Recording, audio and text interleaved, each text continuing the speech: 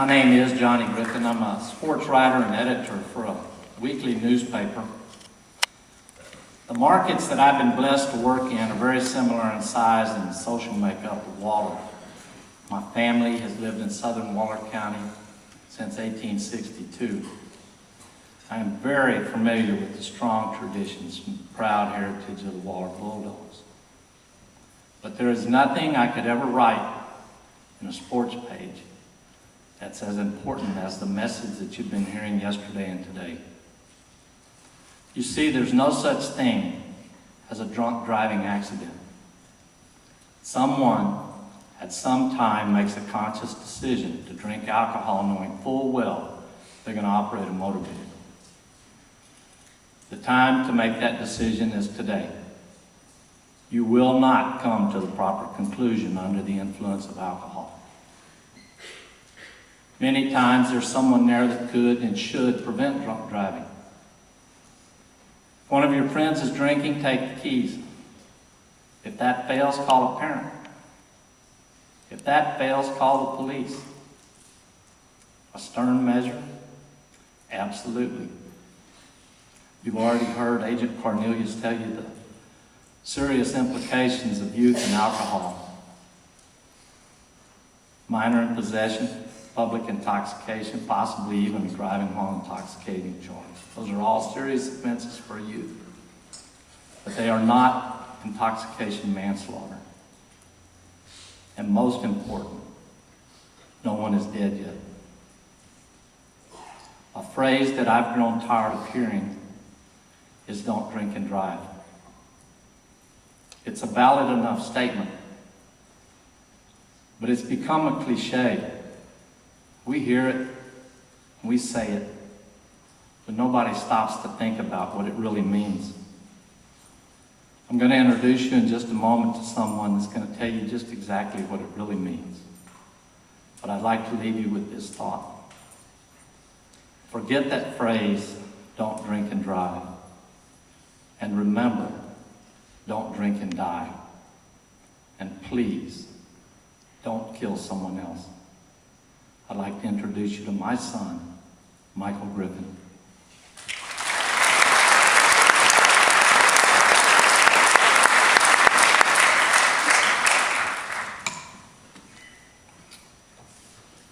My name's Michael Griffin. I'm 31 years old from right down the road here in Sealy, Texas. And all the things that you see on the video and him sitting over here in his orange jumpsuit and the letters that you're going to see here in a minute, all those things I did to someone else's family. I'm here to tell you about that bad decision that I made that took away a person's life, and it changed my life and the lives of both of our families. Now, imagine yourself in a courtroom. You see me standing in front of the judge facing two families. Neither family wants to be there. My family's there in support of a son who killed the son of the other family. Both families are Aggies with sons as graduates. I was class of 2002. He was class of 1990. Both of us were members of the Corps Cadets and participants of Aggie Bonfire. When I was in the Corps, I was commander of Parsons Mounted Cavalry. When he was there, he was a leader in his outfit, known for the honesty and integrity that all Corps members are taught. But he instilled into others. My mom, dad, brother, and sister, they're all sitting over here at the edge of their seats wishing that this was all some kind of bad dream. Then his father gets up to speak as I stand at the front. He starts off by telling us about his stepson who adopted his stepfather's name at an early age as a sign of love and appreciation. He tells us about his son's dreams and aspirations that really only a true father can tell about their son. And he tells us about getting a phone call at 2:30 in the morning that he knew couldn't be anything but bad news. There was a detective on the other line. Told him that his son was involved in an accident. His vehicle was hit from behind by another truck, my truck. The car flipped over, his son was ejected, and died on the scene. Fighting through tears, he can't look at me anymore, he can't even talk to me anymore. So he hands the letter over to the district attorney to finish. I can't look up or down, only straight into the eyes of the parents of the man that I killed.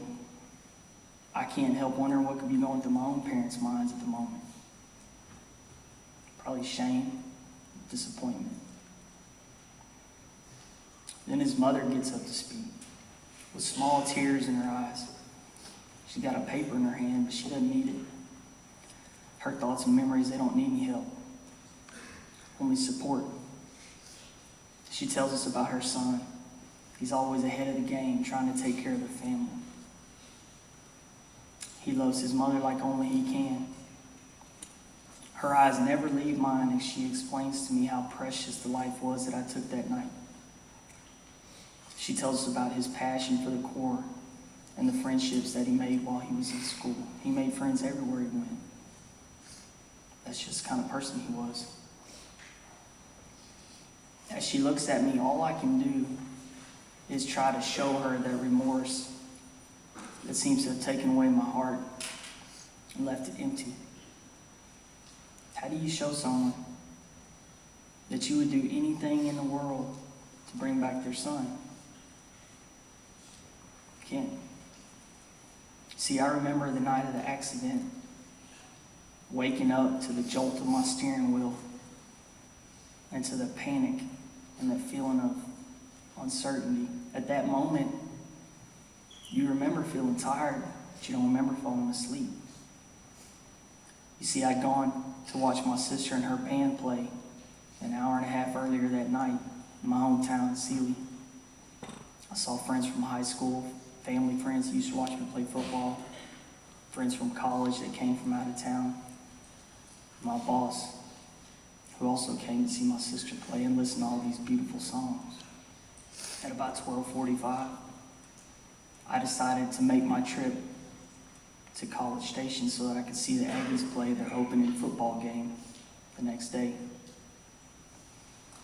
I said goodbye to my friends, shook hands with my boss, waved at my sister on stage, and said goodbye to my parents.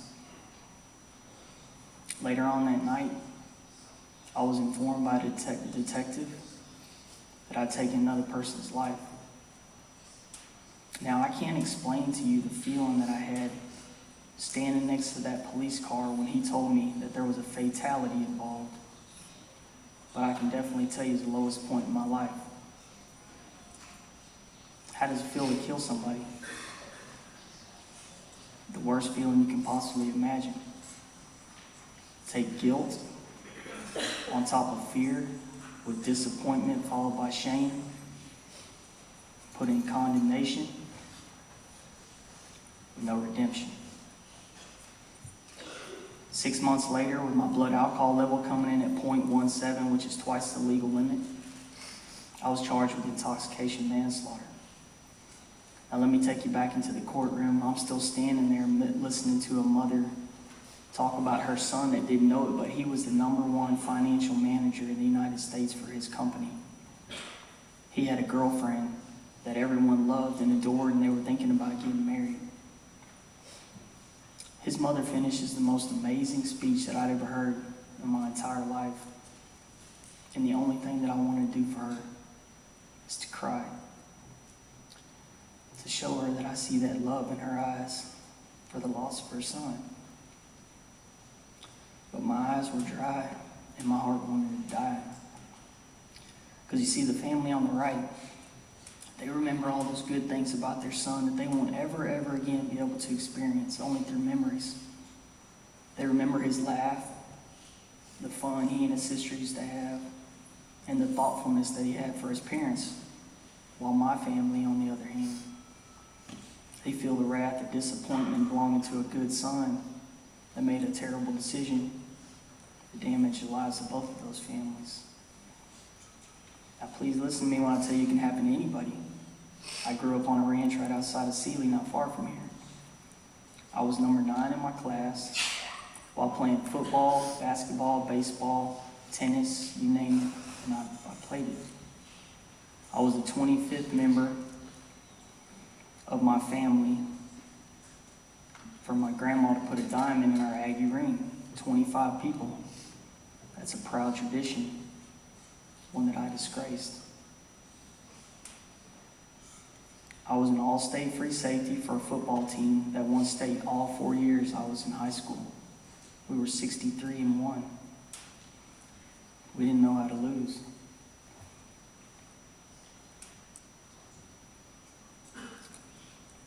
I earned my degree in construction science, received my diploma on the same day as my younger sister, while wearing my dad's senior boots and remembering how my grandpa walked the same stage in 1938.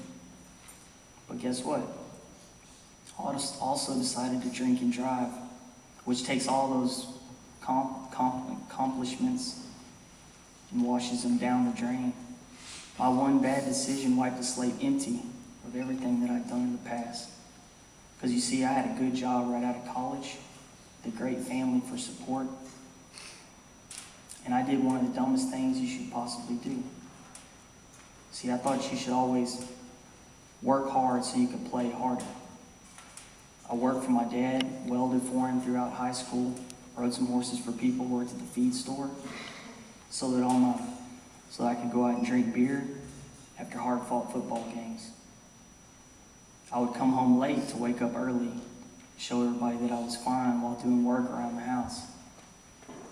While in the Corps Cadets at A&M, we ran miles upon miles in the morning, push-ups, sit-ups, you name it, we did it so that we could stay in perfect, physical condition, only to go out and drink beer on our 1 or 2 nights off.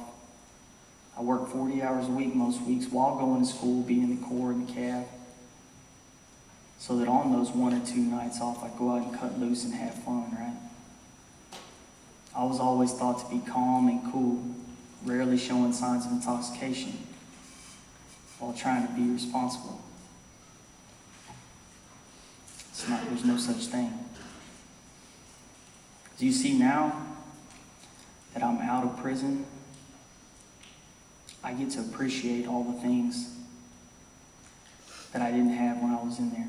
I could have gone to prison for 20 years, and I got a 3-year sentence, and I thank God for that every day. And I thank God that He gave me the opportunity to be able to go to prison.